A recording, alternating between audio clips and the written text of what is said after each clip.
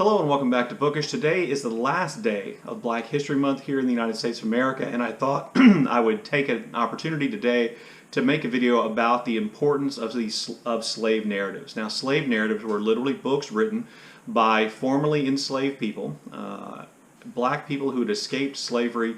They're written primarily in the 1830s, 40s, 50s, and they play a really key role in the abolitionist movement. These are people who had escaped slavery, and they are going to be sponsored, supported, promoted by abolitionist groups, and they're going to write these books, these narratives, to explain to people in the North exactly how terrible and horrible slavery was. As such, those books, their narratives, were criticized a great deal by people who claimed that black people weren't smart enough to write these books. These books were all just, made up and fake and propaganda. And I'm here to tell you that they clearly aren't. The sponsors of the black people who wrote these books went to great lengths to prove that these were, in fact, true stories, true narratives. The authors themselves, the formerly enslaved people, include names, details, places, descriptions to give veracity and to prove that what they're talking about is true. So what we have then here is a really valuable primary source about what slavery was really like in the United States of America in that kind of antebellum period before the Civil War in the United States takes place. Now, as a historian, as somebody with an advanced degree in American history, I spent a lot of time learning about, teaching about slavery, and to be honest with you, I thought, well, I don't really need to read these slave narratives because I know what slavery was like. And that's just pure arrogance, and I was completely wrong. Because the thing that the slave narratives bring home to you is really the ubiquity of the evils of slavery. That, that the horrible things we hear about happening weren't happening in isolated cases. They weren't the exception. They were the norm. And I think that's really brought home by these slave narratives. So I've read 4 of these slave narratives so far. Way back in college, I read The Narrative of the Life of Frederick Douglass, an American Slave. That was assigned to me as a part of a college course.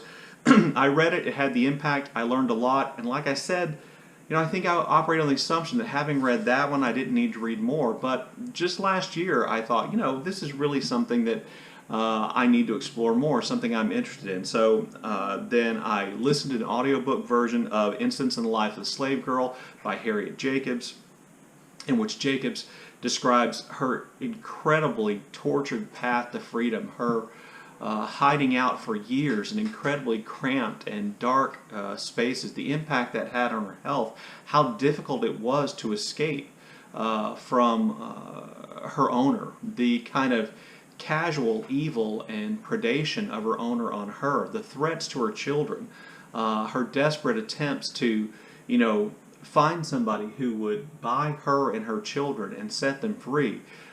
It's incredibly powerful, and I really encourage everybody to read or listen to any of these. Then this year, you may know that I listened to an audiobook of 12 Years a Slave by Solomon Northup, which is an incredibly searing and powerful depiction of slavery. And, Northup really brings receipts. And here you will find, I think, the best clear description of the daily life of a slave or an enslaved person working on a cotton plantation, working in sugarcane in Louisiana, that can be applied to the daily lives of slaves, of enslaved people throughout the American South during this time period, and just literally how little they subsisted on in terms of food and clothing and shelter, and how harsh the treatment was, and how impossible the expectations were to meet.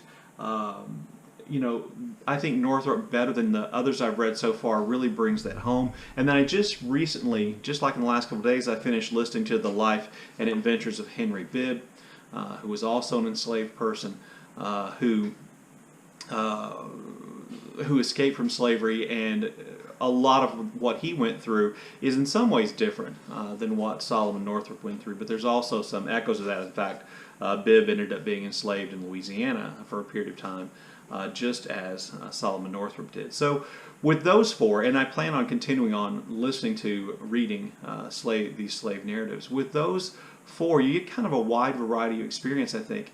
Douglas was enslaved primarily in Maryland and Virginia, and he's going to escape pods in Maryland. So if you know anything about the geography of the United States, Maryland is really is the first southern state going south. That the border between Maryland and Pennsylvania actually makes up what's called the Mason-Dixon line, or the Mason-Dixon line, and that was really the border of slavery. And so his escape, in some ways, seems, and he believed, was due to the fact of the location where he was held. That if he'd been held further south, his escape probably never would have happened. With Henry Bibb, initially Henry Bibb is enslaved in Kentucky, which you may know is right across the Ohio River from the free states of Ohio and Indiana. And so his first few escapes were in part related to the geographic ease with which, or the easier geography, which got him into free territory. With Solomon Northup, Northup was essentially kidnapped while on business in Washington, D.C., and sold into slavery in Louisiana. And he only escapes because of the intervention of government officials in the state where he was from, that proved that he was a free man and came and got him. And then and then Harriot Jacobs enslaved in Virginia, I believe, and therefore is somewhat geographically close to the north, and that aided her escape as well. So there is kind of a variety of stories, there are a variety of experiences, but one of the things that struck me about these narratives, and one of the things I think gives them a tremendous amount of power, is the common themes that are in them, and the things I think you learn about slavery in the United States by reading them. The first thing I think is something that surprises a lot of people who are just kind of casual students or casually understand how slavery in the American South and the United States worked, and that is how much kind of freedom of movement enslaved people had. Enslaved people could, when not working, move around the countryside as long as they had a pass. They could go visit friends and family. They could, travel to different places, as is made clear in Northup's narrative. Oftentimes, slave owners, bizarrely, respected Sunday as a day of rest, and they allowed their enslaved people to work on Sunday, sometimes for them, and actually paid them money. With that money, they could use to buy things to make their lives a little bit more comfortable. I think people largely don't know that. Now, that's not true in every single case, or every single state, or every single plantation, or every single farm, but those things are generally true. But as I think the tendency might be to say, well, that makes slavery seem not as bad.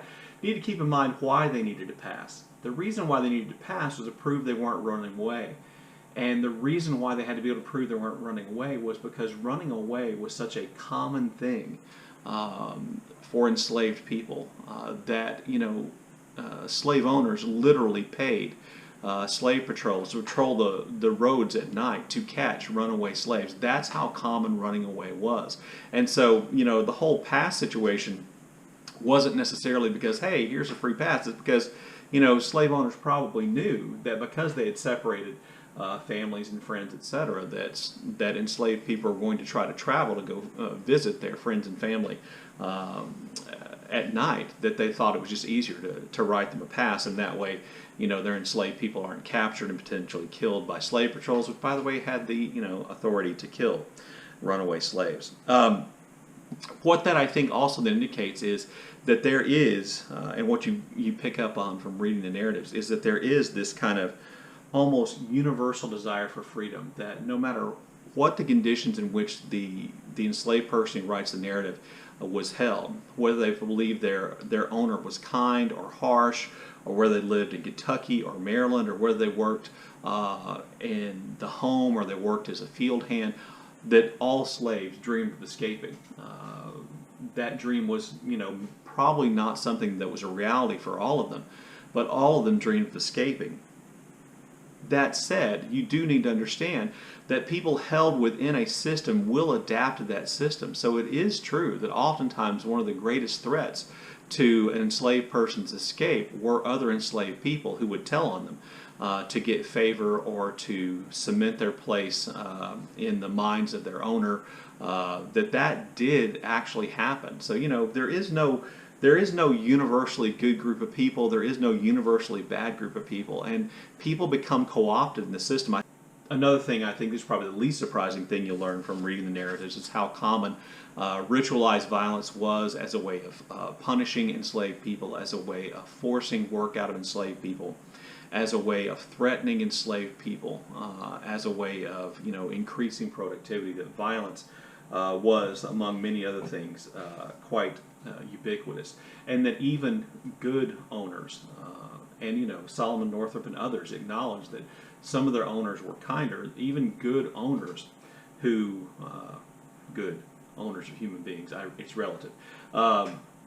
Even the good owners carried with them this implied threat of violence, and then even worse, even a good owner didn't necessarily secure their enslaved people from violence, because when that owner dies or when that owner had debts, even the most kind-hearted owners would sell their slaves as a way of paying off their debts. In other words, they used enslaved people as human capital to pay off debts. And once sold, once your owner died, or once the slave owner was in debt and decided to sell slaves, those bonds of family were really under threat. And enslaved people created families because they were human beings. Sometimes enslaved women, I'll get to this in a minute, had children because they were raped by white people or by white men. So the problem with sale was that sales almost invariably divided families. It was a very lucky family of enslaved people that was not separated from their children, from their husbands, their wives, and this was done with impunity. And these slave narratives contain heartbreaking scenes of enslaved mothers being separated from their quite young children and never seeing them again, and that this was a real threat. And one of the things I think the slave narratives bring home best is how that was an ever-present threat in the minds of enslaved people. They'd be sold away from their families, even if they didn't have families, that they would be sold into an even worse situation than the situation that they were in. And one of the things that made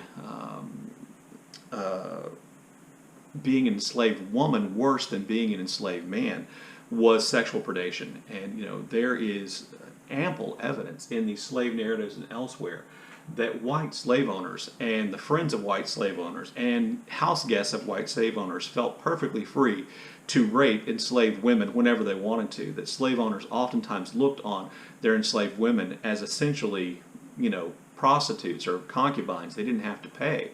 And that because of this, then we have really one of the other things that's proven to be ubiquitous here is that we have then the creation of lots of mixed-race children. I've talked about this before, but one of the things I think that proves how pervasive and how evil I think slavery was and its impact on the United States is the fact that we changed the laws in the United States regarding enslaved people from patrilineal descent to matrilineal descent.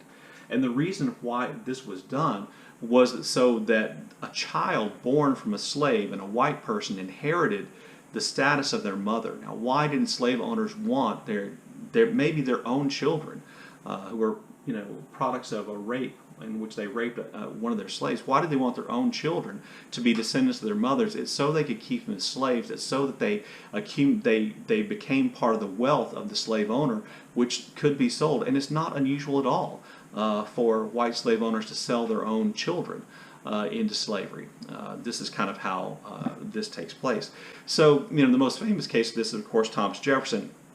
And I was reading more about Thomas Jefferson and how the word is passed. And one of the things that it reminded me of was something that I think adds an extra layer to the idea that Thomas Jefferson really raped Sally Hemings. And that's the fact that she was 16. When they began their relationship, she was 16. Now you might be thinking, well, some of these enslaved women went into these relationships willingly. No, that's not true, because there's no way in which an enslaved woman has the freedom to say no. There is coercion there no matter what. Coercion that once this rape has taken place, her children will be sold. Coercion that she might be sold away from her family. The coercion of perhaps a better life, the coercion of perhaps being able to protect her children. There is coercion, and when coercion leads to sex, then that's not consent. Sally Hemings' age, her enslaved status to Thomas Jefferson, and by the way, the fact that she was the half-sister of Thomas Jefferson's wife who died, all kind of, I think, cast Jefferson in an incredibly different light. One of the other things that occurred to me when reading these slave narratives is the variety of which the enslaved people who wrote these narratives escaped. Of the 4 slave narratives that I've read, 2 are actually men who escaped essentially by running. Harriet Jacobs escaped by hiding, and then through the kind intervention of several white people from the North in various places who helped her escape. And then Solomon Northup is actually rescued from slavery when people he knew, who he was friends with, intervened and proved that he was in fact a free man. So, those slave narratives are important, and I want to read one by Denmark Vesey. I want to read one by Sojourner Truth. There is one by Mary Prince. There's another one I want to read or listen to. But I also want to make you aware of one more thing. In the 1930s, in the midst of the Great Depression, the Franklin Roosevelt administration created the Works Progress Administration, which essentially the Works Progress Administration tried to find a job for every American doing what they were best at. Now, as a part of the Works Progress Administration, the Roosevelt administration, the New Deal, created the Federal Artists Project, the Federal Theater Project, and the Federal Writers Project, where the government was actually paying creative-type people to do the thing they were best at. Artists painted murals in public buildings and post offices. Theater performers and directors and set builders put on plays in theaters around the country, and writers wrote. Well, the Federal Writers Project concentrated on writing 2 things. One, they wrote state travel guides, which always strikes me as funny. In the midst of the Great Depression, you have all these writers writing a state travel guide for tourists, who want to tour Nebraska in 1937, writing these travel guides. But far more importantly, I think they also began in the South going out and collecting slave narratives. They began collecting the stories of formerly enslaved people who were still alive. Sometimes these were the children of the enslaved. Sometimes these were very old people. And the Library of Congress actually has that collection available online. I'll leave a link to the website down below, and you can search by state and alphabetical, and you can read. It's a little bit tricky to read with the reader they have. You have to kind of increase the size so you can read it. But you can read those records as well, and you'll find that they confirm pretty much everything that you thought about American slavery. So obviously these slave narratives were important during the time period because they contributed to the abolitionist cause in convincing more and more people in the North to oppose the expansion of slavery, which led to the Civil War, which led to the end of slavery in the United States. Today, I think they're important because they help counter the idea. They help counter this critical race theory narrative, that critical race theory is just this whole made-up thing designed to, distort history, etc. There's no distortion of history in these narratives.